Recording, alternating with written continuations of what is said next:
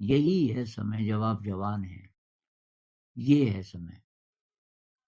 अब आप बोलोगे ज़िम्मेदारियाँ हैं जी और भई सब हो जाएगा। अगर आप इवोल्यूशन के रास्ते पर हैं, तो आप ज़्यादा इंटेलिजेंट हो रहे हैं। ज़्यादा इंटेलिजेंट व्यक्ति का चांस है ज़्यादा बाहर के संसार में पैसा वग़ैरह कमाने का कि कम इंटेलिजेंट है। आप ज़्यादा इंटेलिजेंट बन रहे हैं, आपके सामने बहुत अपॉर्च्युनिटीज़ आएँगी, जिनमें से आप चुन पाओगे। तो वही अपॉर्च्युनिटी आप चुनोगे जिसमें ज़्यादा स्ट्रेस नहीं है, जिसमें आप जितना चाहिए वो जुटा सकते हो और अपने रास्ते से भटकोगे नहीं, ये आपको पता चल गया।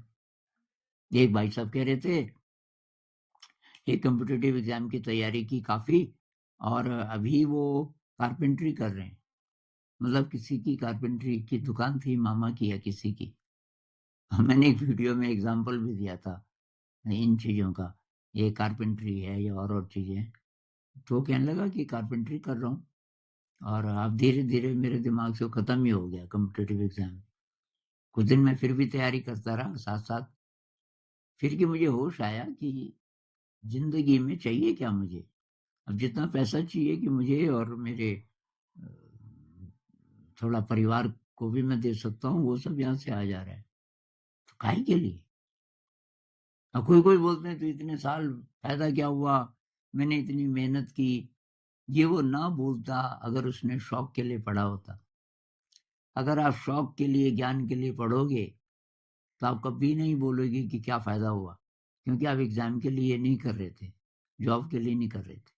भाई ज्ञान प्राप्त हुआ, उस ज्ञान से जो खुशी मिलती है और आप दूसरे की भी मदद कर सकते हो और बहुत बार ज़िंदगी को समझने में आपको मदद मिलती है। कोई भी चीज़ है, उसकी ज़रा छान-बीन करो आप। अगर ज्ञान के लिए पढ़ रहे हो तो करोगे छान-बीन, तो आपको बहुत चीज़ें पता चलेंगी और आपका जो ब्रेन है वो रिवायर होगा, आप ज़्यादा इंटेलिजेंट हो जाएँगे, ज़्यादा अच्छे इंसान बन जाएँगे और तब आपका विश्वास बढ़ना शुरू होगा। जब आपको लगेगा कि यार इस रास्ते पर चलते-चलते, ध्यान के रास्ते पर चलते-चलते मैं बेहतर इंसान बन रहा हूँ। तो थोड़ा कोशिश कीजिए, फिर बात करेंगे इस पे और।